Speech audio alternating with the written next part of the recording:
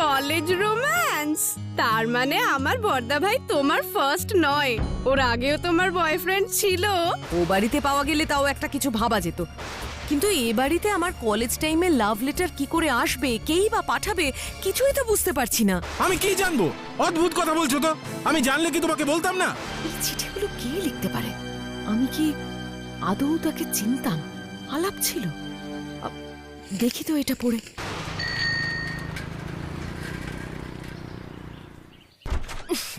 ইস, কি ধুলো! লাস্ট কবে এই ঘরটা খোলা হয়েছিল বলো তো? মনে হয় তোমার বিয়ের আগে পুরনো ফার্নিচার রাখার জন্য খোলা হয়েছিল। তাহলে আজ হঠাৎ কি খোঁজার জন্য এমন পাগল হয়ে উঠলে? আমার লাল ডায়েরি ভার্সন খুঁজতে। মানে? তুমি যেমন তোমার লাল ডায়েরিতে সব স্পেশাল ঘটনা লিখে রাখতে, ছোটবেলায় আমিও একটা ডায়েরিতে সব কথা লিখে রাখতাম। অবশ্য সেটা লাল রঙের ছিল না, আর আমার ঘটনাগুলো তোমার লাল ডায়েরির মতো ইন্টারেস্টিংও ছিল না। ও, বুঝেছি। চলো খুঁজি তোমার লাল ডায়েরি ভার্সন।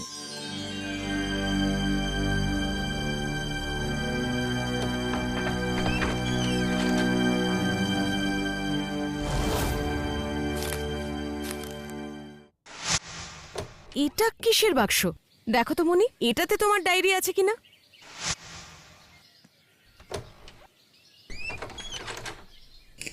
এগুলো তো কারুর চিঠি। মনি, অন্যের চিঠি পড়তে নেই, রেখে দাও। বৌদি, এটা তো তোমার চিঠি। আমার চিঠি? আমার চিঠি এখানে কোথা থেকে আসবে? কই দেখি। ডিয়ার মালিনী, তুমি সত্যি আলাদা, ভীষণ আলাদা। না হলে যেখানে কলেজ ইলেকশনে স্টুডেন্টরা ভোট দিতে পর্যন্ত ভয় পায়, সেখানে তুমি নিজের নাম নমিনেট করবে এটা কেউ ভাবতেই পারেনি। শুধু তাই নয়, ফেয়ার ইলেকশনে তুমি জিততেও দেখালে। সবাই তোমায় কংগ্রাচুলেট করেছে জেতার জন্য, সেই ভিড়ে আমিও ছিলাম। কিন্তু সত্যি বলতে জয় নয়, তোমার সাহসকে আমি কংগ্রাচুলেট করতে চাই। আজ সেটা মুখ ফুটে বলতে পারিনি, হয়তো ভবিষ্যতে পারবো। ইতি তোমার এস। College romance? তার মানে আমার বড়দা ভাই তোমার ফার্স্ট নয়, ওর আগেও তোমার বয়ফ্রেন্ড ছিল। এই এসটা কি এগো বলো না বৌদি। আরে বাবা, সেটা তো আমিও বুঝতে পারছি না। আর এই চিঠিটা এখানে এলোই বা কি করে? এস নিশ্চয়ই নামের ইনিশিয়াল হবে। এস দিয়ে কার কার নাম আছে মনে করো। যারা তোমার ইলেকশনের পরে কংগ্রাচুলেট করেছিল তাদের মধ্যে কেউ ছিল?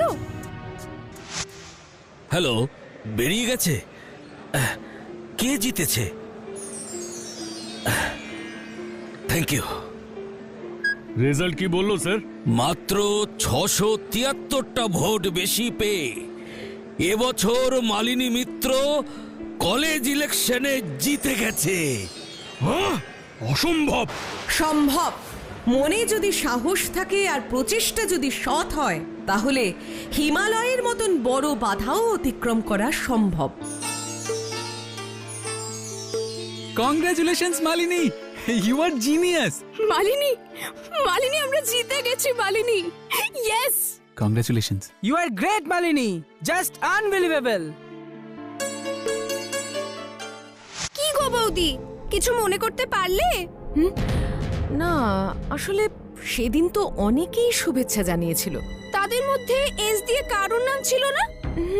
ছিল, বেশ কয়েকজনের ছিল, কিন্তু তার থেকেও বড় কথা, ওখানে সবার নাম আমি জানিও না। শুনে থাকলেও এখন মনেও নেই। বৌদি, তুমি না বড়দা ভাইকে জিজ্ঞেস করতে পারো। ঠিক বলেছ, কিন্তু আমি আরেকটা কথাও ভাবছি জানো, এই চিঠিগুলো এখানে এলো কি করে? এটা কি করে এখানে এলো? এটা তো আমাদের চিলেকোঠার ঘরে ছিল, আমার নামে লেখা চিঠি। অ্যাড্রেস নেই, পুরো নাম নেই, কিন্তু এখানে কি করে এলো বুঝতে পারছি না। মালিনী, চিলে কোঠার ঘরে তুমি কি করছিলে? আরে ওই ঘরে তো কেউ যায় না। মনি ওর একটা পুরনো ডায়েরি খুঁজছিল, সেটা খুঁজতেই দুজনে মিলে জিনিসপত্র ঘাঁটতে গিয়ে পেয়েছি। আচ্ছা, তুমি কি কিছু জানো? আরে আমি জানবো? আমি কি জানবো? অদ্ভুত কথা বলছো তো। আমি জানলে কি তোমাকে বলতাম না, নাকি লুকিয়ে রাখতাম? আরে তুমি অত রাগ করছো কেন? আমি বুঝতে পারছি না বলেই তো তোমায় জিজ্ঞেস করলাম। ও বাড়িতে পাওয়া গেলে তাও একটা কিছু ভাবা যেত, কিন্তু এ বাড়িতে আমার কলেজ টাইমে লাভ লেটার কি করে আসবে, কেই বা পাঠাবে, কিছুই তো বুঝতে পারছি না। তাহলে আর কি, এই আনন্দে ধেই ধেই করে নাচো? কাজ নেই কম্ম নেই, পুরনো জিনিসপত্র টানাটানি শুরু করেছে। এইসব ধুলো ময়লা ঘেঁটে তোমার শরীর খারাপ হলে আমাকেই কিন্তু ডাক্তারের কাছে নিয়ে যেতে হবে। সব ব্যাপারে ওই টিকটিকিগিরি করাটা তোমার একটা স্বভাবে দাঁড়িয়ে গেছে। হই না, তুমি অদ্ভুত কথা বলছো তো। আমার নামে কিছু পুরনো বেনামি চিঠি পেয়েছি, সেটা নিয়ে কৌতূহল হবে না? কে লিখেছিল, সেটা এখানে কি করে এলো, সেটা জানতে চাইবো না? না না না, চাইবে না। আর এটা যেখানকার জিনিস সেখানে গিয়ে রেখে দিয়ে আসবে। এবার মণিটাকে একটু শাসন করা দরকার। সব ব্যাপারে বাড়াবাড়ি না করলে ওর হয় না। মণি, এই মণি, মণি। অদ্ভুত তো।